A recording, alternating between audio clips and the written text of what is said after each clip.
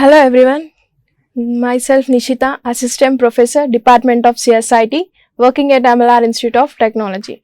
In last sessions, we have seen about semaphores and CPU scheduling algorithms and different types of semaphores. So in this session, we are going to see about classic problems on synchronization. So let us see the overview of this presentation. So classic problems are classified into three types. What are they? Producer-consumer problem, readers-writers problem, dining philosopher problem. And we are going to see about monitors in process synchronization. So these are the three problems occurs in classic problems on synchronization. So let us start our first problem, that is producer-consumer problem. So producer-consumer problem, it is a classical problem of synchronization. So it is one of the problem of classical synchronization problem, and this can be solved by using semaphores. So this problem can be solved by semaphores. So a semaphore is an integer variable that can be accessed only two standard operations. What are the two standard operations? Wait and signal.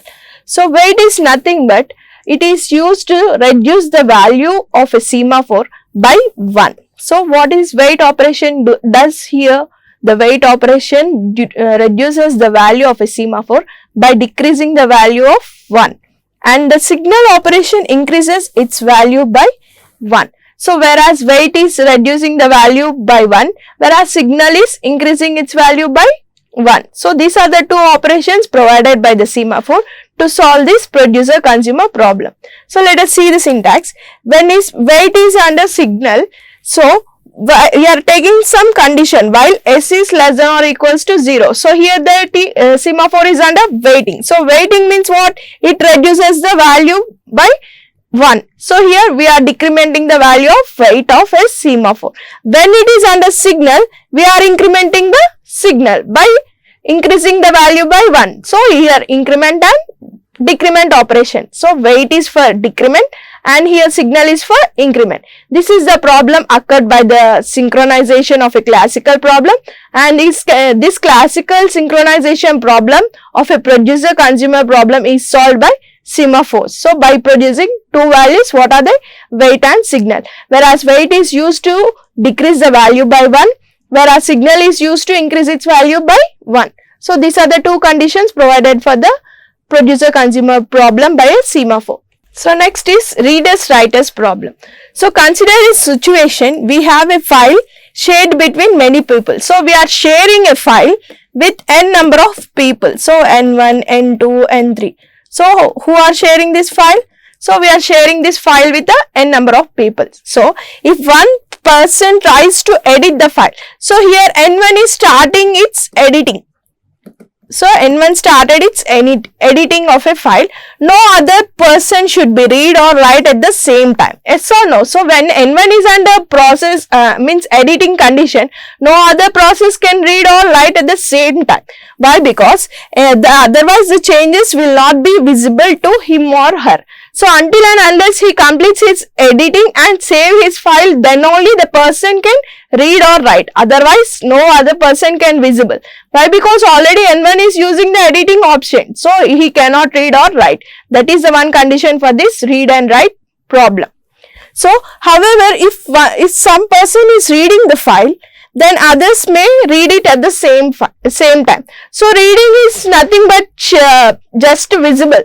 So one person n1 is reading, so n2 can also read. Why? Because the editing or writing position is not there here. Only reading. Reading means we can't edit or write. So reading means whatever the visualized content is there, that file we can read. That is what, if a person is reading the file, then others may also read at the same time. That is one of the condition for this readers-writers can do the read operation at the same time. So precisely in operating system, we call this situation as readers-writer problem. What this situation is nothing but readers-writer problem. So what are the parameters produced for this problem? So one set of data is shared among a number of processes. Only one set of data can share with n number of processes. So once a writer is ready, it performs its right. So when the writer is ready, it performs its right. Only one writer may write at a time. So here what it is saying, once a writer is ready, so here N1 is ready for writing. So only one person can write at a time, no other can write. So N2 cannot write the N1 file. That is what here, only one writer can do one writing part at a time. If a process is writing, no other process can read it. As once he started writing, no other process can read. Why? Because it is under writing condition, means the editing started by the process, no other process can read. That is what about this parameter. Next, if at least one reader is reading, no other process can write.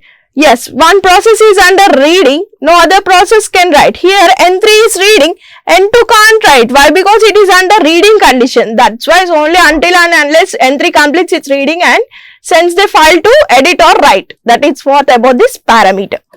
Next, readers may not write and only read. So readers may not write. Why? Because readers only can read, they cannot write. That is about this parameter. So let us see the 4 types of readers writers problems. So here there are 4 types of cases that should happen by this readers writers problems. What are those? When process P1, process 1, process 2 under writing.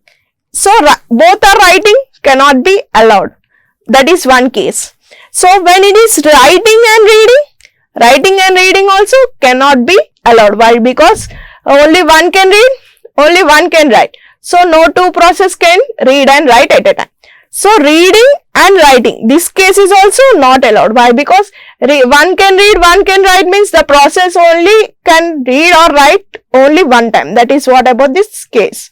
Next, reading. So this is allowed. Why? Because 2 processes can read 2 files at a time. That is what about this case.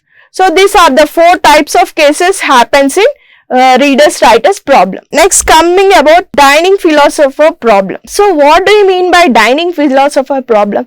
Why you are saying it is dining philosopher problem? So consider table. So here it is a dining table with a round shape with an k number of philosophers. So they are sitting in a round table with a k number of philosophers. They are seated around a circular table with one chopstick each pair of philosopher. So one chopstick with each pair of philosophers.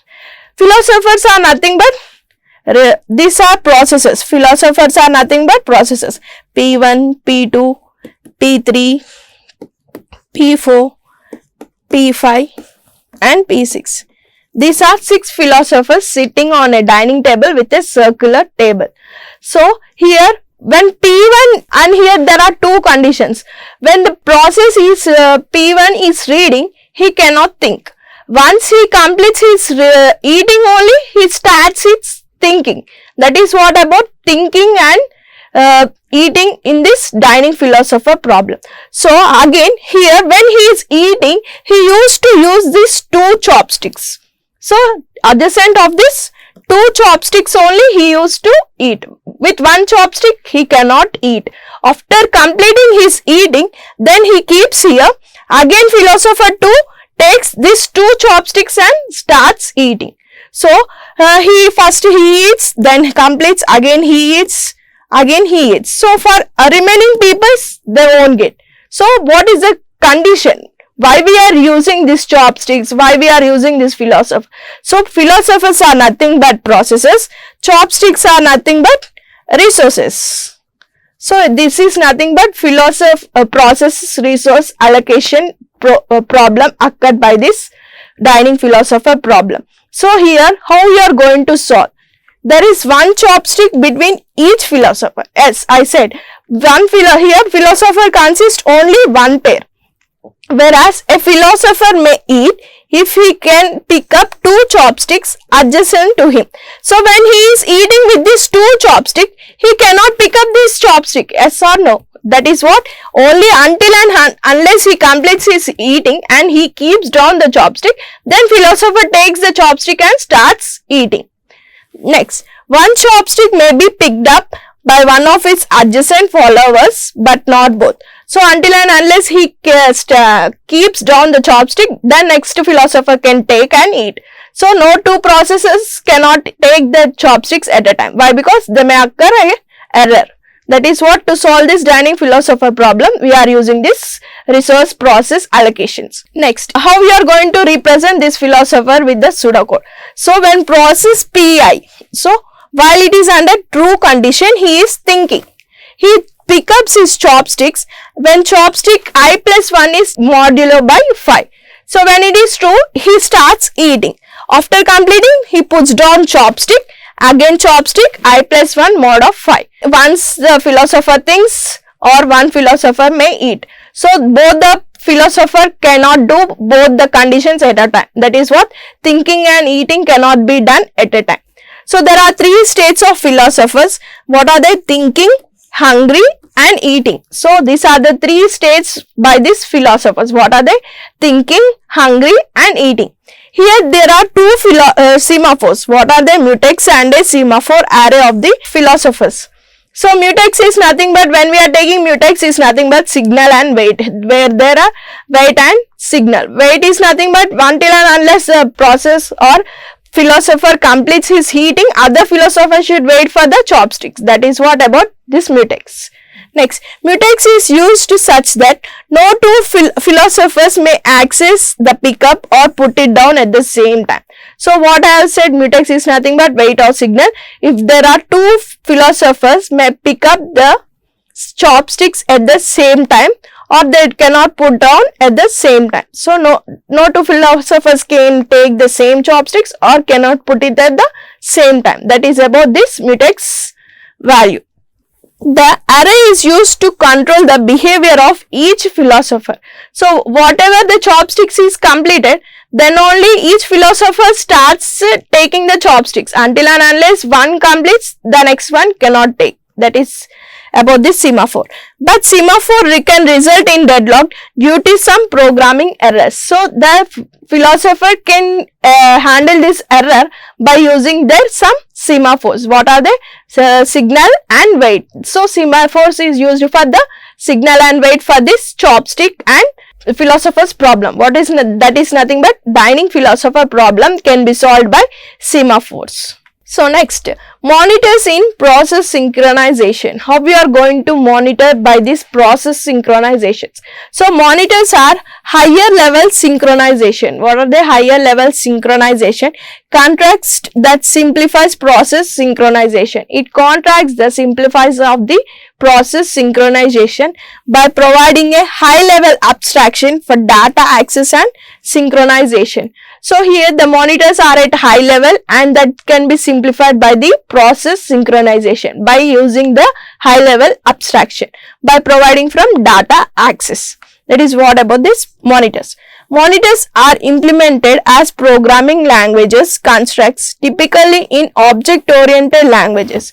So these are nothing but some programming language that constructs typically in object-oriented languages, that is but OOPs, and provide mutual exclusion, conditional variables and data encapsulation in a single construct.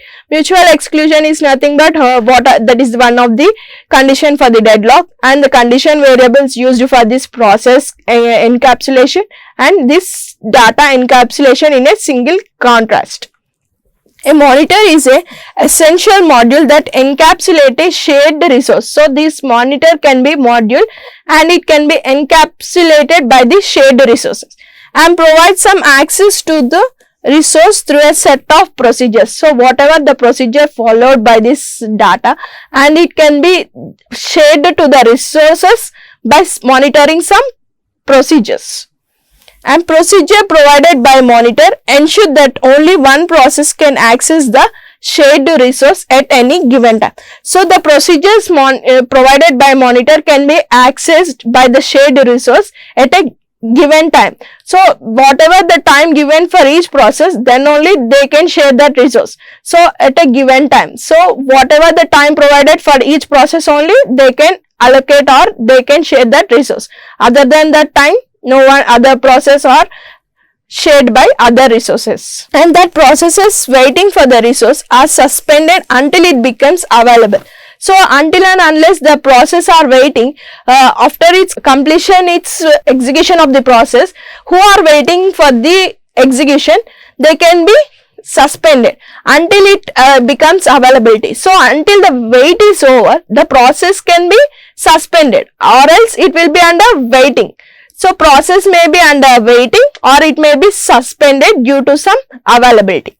So monitors are used to simplify the implementation of concurrent programs. So monitors can implement some concurrent programs by providing a high level abstraction, and that hides the details of the synchronization. So whatever the monitors can be simplified, and that can be concurrent by providing some high level abstraction, by providing some details by this synchronization. Whatever the monitors are simplified, that can be have at a high level abstraction, and the details can be provided by this synchronization. The key advantage of using monitors for process synchronization is that they provide a simple high level abstraction. So the key advantage of using these monitors in process synchronization is nothing but simple and high level abstraction, and that can be used to implement complex concurrent systems. So they are used to provide some complex concurrent system for these monitors in process synchronization. So in this session we have seen about classical problems on producer consumer problem, readers writers problem,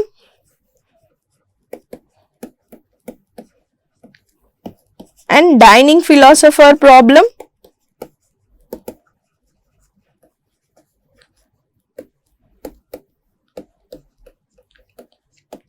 and monitors in process synchronization.